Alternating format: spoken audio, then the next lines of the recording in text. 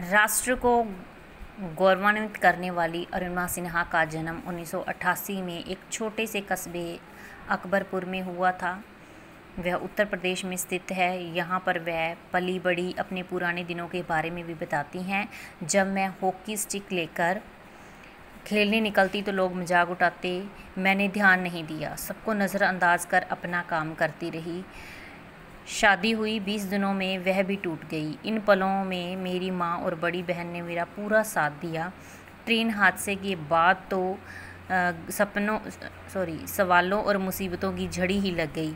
मैं अस्पताल में ज़िंदगी और मौत के बीच झूल रही थी, लेकिन मरहम लगाने वाले कम और सवाल उठाने वाले ज़्यादा थे, क्योंकि लोग कहते थे कि अगर इसके पैर नहीं हैं तो ये खेलेगी कैसे और एवरेस्ट पर कैसे चढ़ेगी। ट्रेन हादसे के बाद भारत के खेल मंत्रालय ने अरुणिमा के लिए 25,000 मुआवजे के रूप में देने की घोषणा की, परंतु राष्ट्रीय स्तर पर इस घटना के प्रति बढ़ते रोष को देखते हुए चिकित्सा सहायता के रूप में 2 लाख रुपए तथा CIFSF में एक नौकरी देने का ऐलान किया गया। भारतीय रेलवे की ओर से भी नौकरी के लिए प्रस्ताव आई। कठिन प्रशिक्षण के उपरांत अरुणिमा 2012 में CISF में हेड कांस्टेबल के पद पर नियुक्त हुई। मीन्स उसके सरकारी जॉब दे दी गई। नौकरी मिलने पर भी अरुणिमा संतुष्ट नहीं थी। उसके मन में तो एवरेस्ट विजय की लालसा थी। वह जमशेदपुर पहुंची और माउंट एवरेस्ट फतेह कर चुकी बछेंद्री पाल से मिलने के बाद अपनी ट्रेनिंग शुरू कर दी। बछेंद्री पाल वो महिला हैं जिन्होंने पहली भारतीय महिला हैं जिन्होंने एवरेस्ट चोटी को सर किया था। ट्रेनिंग के दौरान कृत्रिम क्या होता है, बनावटी नकली पैर की वजह से कभी छाले पड़ जाते और कभी खून बहने लगता था। जब वह कैंप लौटती तो अपने गांव पहुंचती। बछेंद्री जी हर समय अरुणिमा के साथ रहती थी।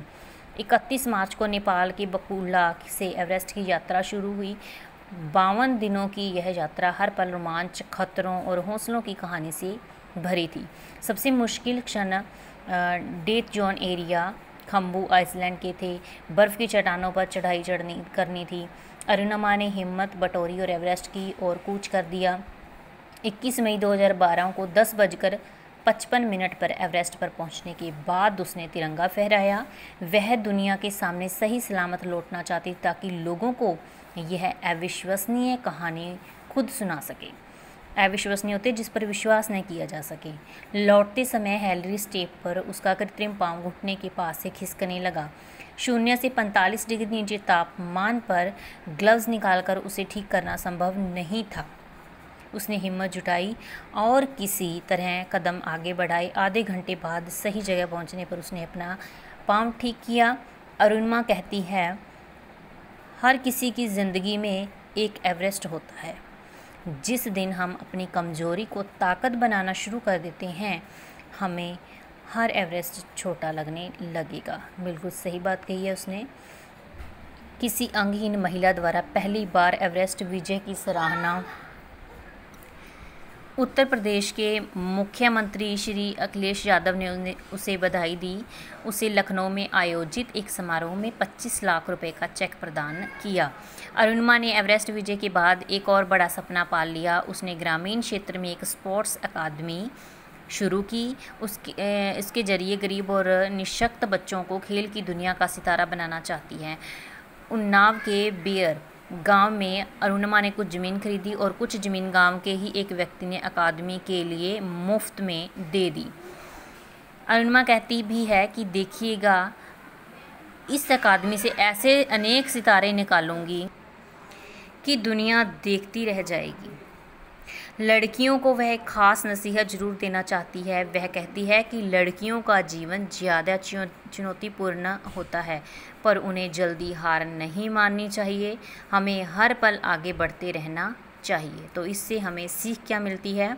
हमें लड़कियों को आगे बढ़ने व आत्मनिर्भर बनने के लिए प्रोत्साहित करना चाहिए। ठीक है, तो इसको आपने बेटे अच्छे से एक बार रीडिंग खुद भी कर लेनी है और समझना है इस लेसन को। इससे हमें जो शिक्षा मिलती है उसको अपने जीवन में हमें जो है एक जंग के रूप में लेना है कि हमें हर मुसीबत का सामना क्या है बड़े ही हौसले और हिम्मत के साथ करना चाहिए। और अगर कोई व्यक्ति हमें ऐसा मिलता है तो हमें उसके मजाक उड़ाने की बजाय उसका हौसला बनना चाहिए, उसकी हिम्मत बढ़ानी चाहिए। तो इसी मैसेज के साथ हमारा ये लेसन ख़त्म होता है। आपको इसका मैं बुक वर्क और क्वेश्चन आंसर सेंड करूँगी, आपने अच्छे ढंग से साफ़ हैंड राइटिंग में नोट करने हैं। Okay students, have a nice day.